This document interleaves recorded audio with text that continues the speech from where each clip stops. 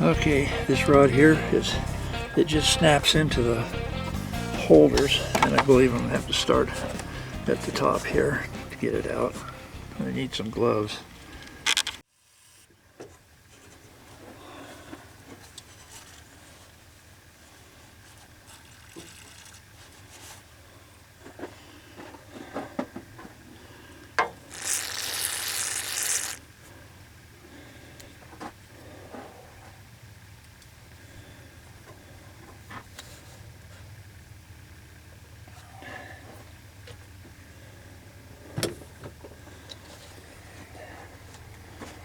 I'm going to get a little lubrication on those. They're a little stiff.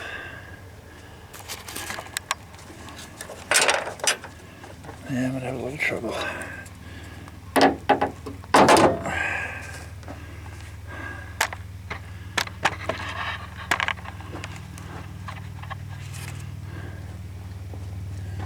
Little stiff.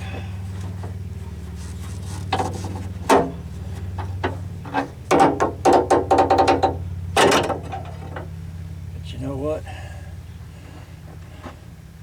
A little lubrication sometimes solves the problem.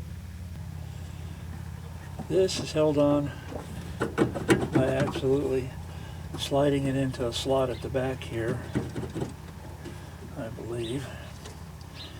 And someone has put a little nut on the end here that absolutely does no good, other than to keep it from falling off. Out. Yeah, it does no good.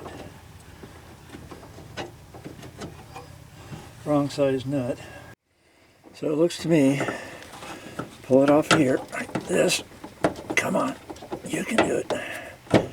Okay, and then slides this way.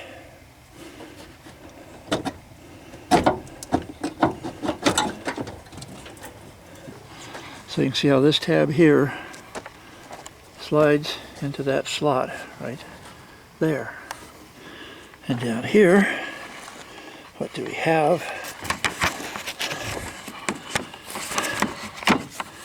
We have a wiper hose, looks like.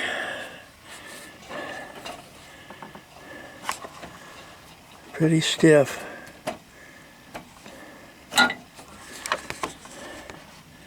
And on the end of this, we have a rubber grommet piece that goes over the end of that wiper hose. So, what do you want to bet? It came disconnected. So I guess I won't be needing this beautiful reproduction at the moment, but I still have to go check the other one. I got this just in case, and I'm sure there'll probably be a time where you can't get these, so you never know the way the economy goes. That's why I bought it. So I've got it plugged. What I'm going to do is set it back up right. Something like that. Put some water in it.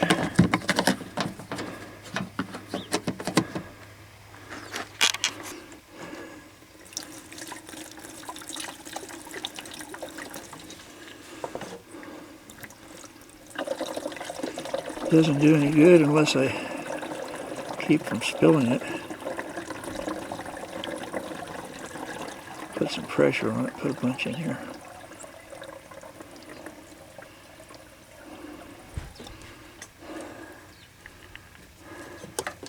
That's a lot. So as you can see, I've got a little leak around the motor and the plug connection. Gotta check those out. Most likely going to have to silicone that plug connection right there, and when it attaches to this hose, maybe I got some extra hose, just replace that and just put a piece of hose in there. Don't know yet. Need to take this plug loose. The reason it's leaking around this is probably it's dried out the gasket, or it just needs to be tightened up, one or the other. I don't know. Okay, if you're familiar with this type of a connection, You can see that you just got to pull back on these little ears on the ends. Comes right off. Check that motor out too. Set that right there for now. I'm pretty sure this little connection here, keeper, is just designed to keep the motor from falling out. The motor may be pressed in, I don't know, we'll find out. I'll go ahead and try this out.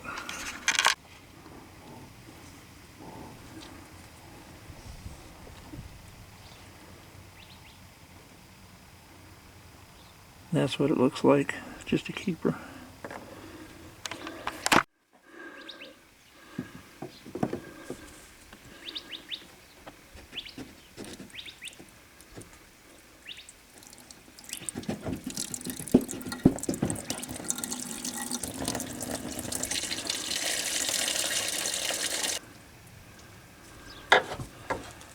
Okay, I'm going to see if I can't check this motor out. Make sure it's good, and it looks to me I'm going to have to use some silicone around that gasket right there. I took the battery out of my 12-volt ratchet wrench. On the top here is a plus and minus. I got my meter set up with the clips on it. I got the motor hooked up to my probes, and I'm going to give it a test.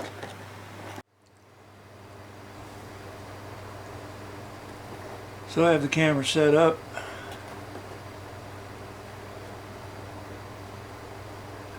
When I touch the leads to positive and negative on the battery from the tool, I get this.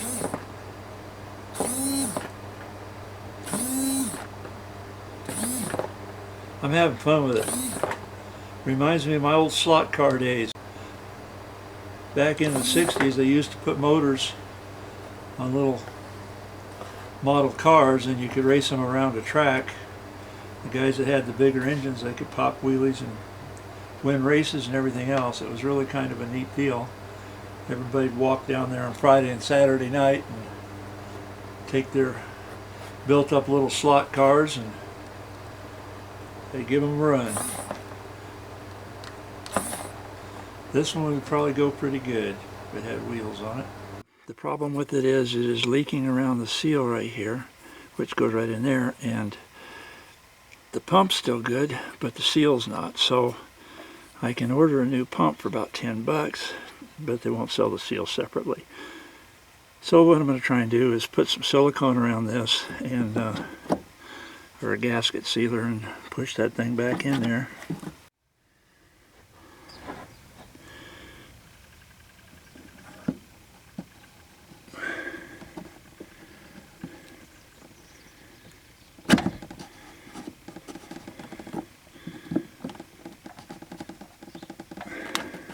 So I gotta let that set up and I'll put some water in it and see if it leaks.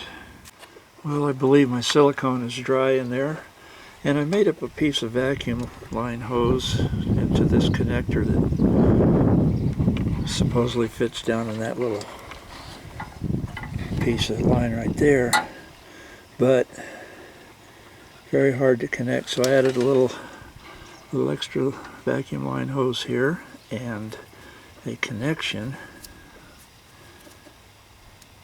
which is like a little mini shark bite if you're familiar with the name, and this just slips over the end, and I'll do a little video on this vacuum line and these connectors later on. And no wet spots. Nothing there. Okay. It looks like it's going to work. What I'm going to do now is I'm going to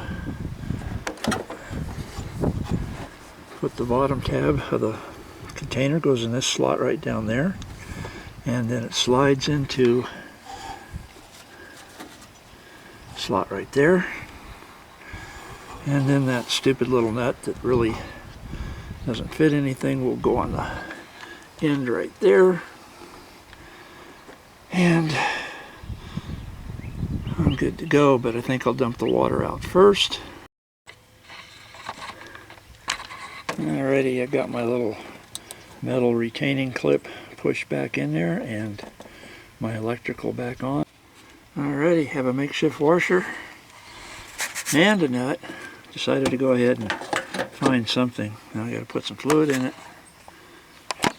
And some good stuff here.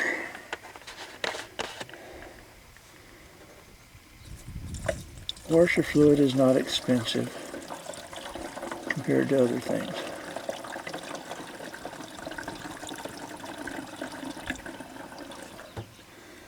Alright, that gave me about half. Yeah, a little less than half, but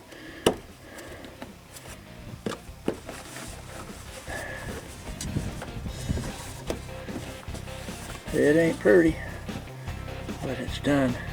Hope all your repairs are a little easier than this, but if you ever need to do something with your washer fluid, coolant fluid bottle, then maybe this video will give you a hand. Until the next video, this is Cars, Trucks, and Detours, aka Steve AZ711. If you can't find me, remember that. And thank you all for watching and subscribing, and bye for now.